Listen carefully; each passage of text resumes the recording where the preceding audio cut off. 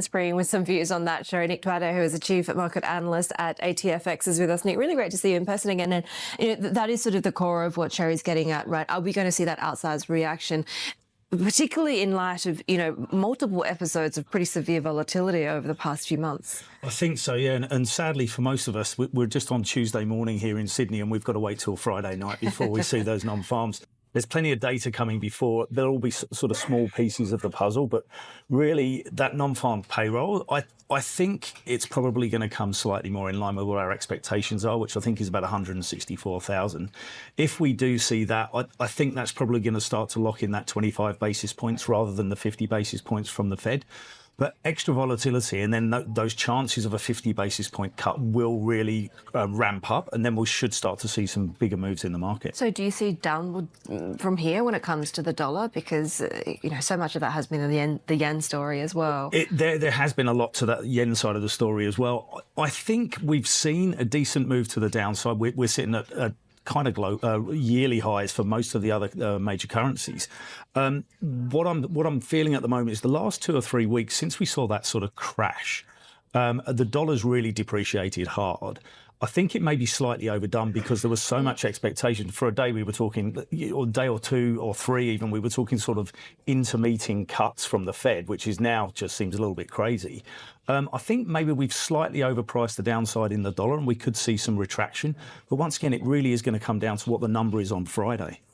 Does it also come down to what happens in November, or do you think politics and the fiscal side kind of is a side story here? At the moment, it feels like it's a side story, but it's going to come to the fore very, very quickly. We were looking at US elections until sort of the start of this month when things went a little bit awry.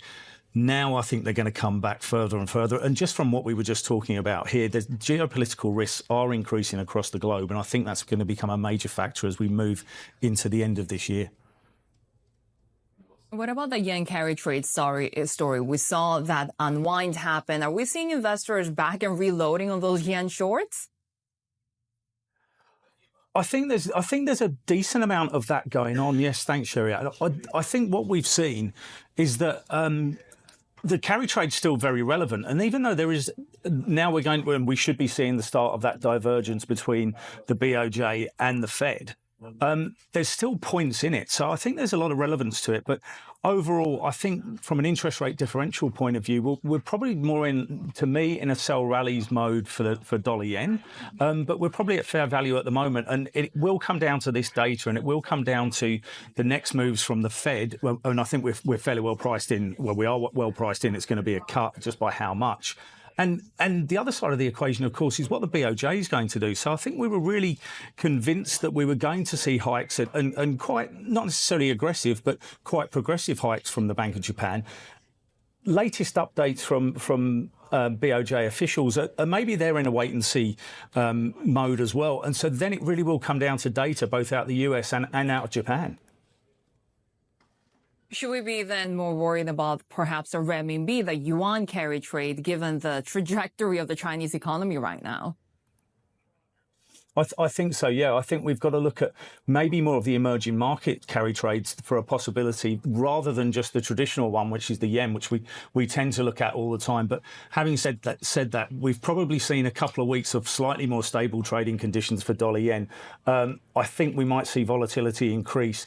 If these data points come out and they do start to see more volatility in the data, and in fact in geopolitical risks as well. So higher geopolitical risks, I think the yen becomes more attractive. The dollar yen becomes more attractive again. So I think we're going to see volatility into the end of this year.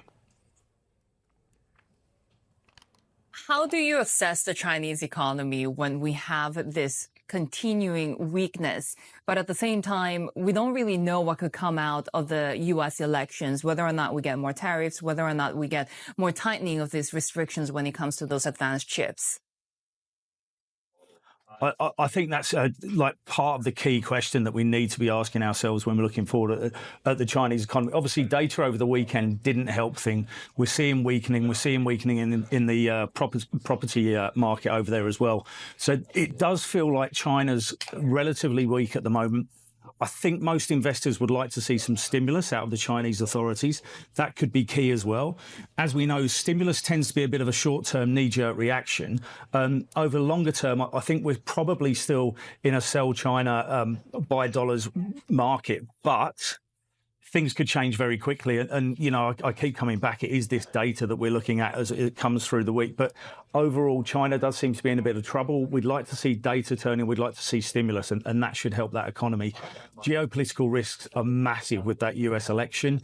As you were talking before, it really is coming down to another sort of China versus the US and its allies. So it's going to be very interesting. I think we're going to see a lot of volatility again from this geopolitical risk side of things, as well as from an interest rate perspective. So I think there's plenty of moves ahead for the yuan.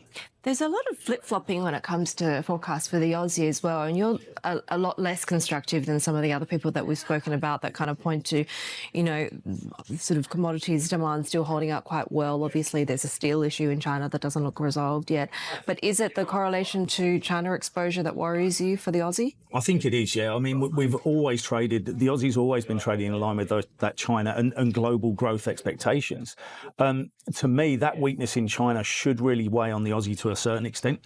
Yes, we've got commodities sitting at high, and like gold once again hitting all-time highs and sitting very close to it.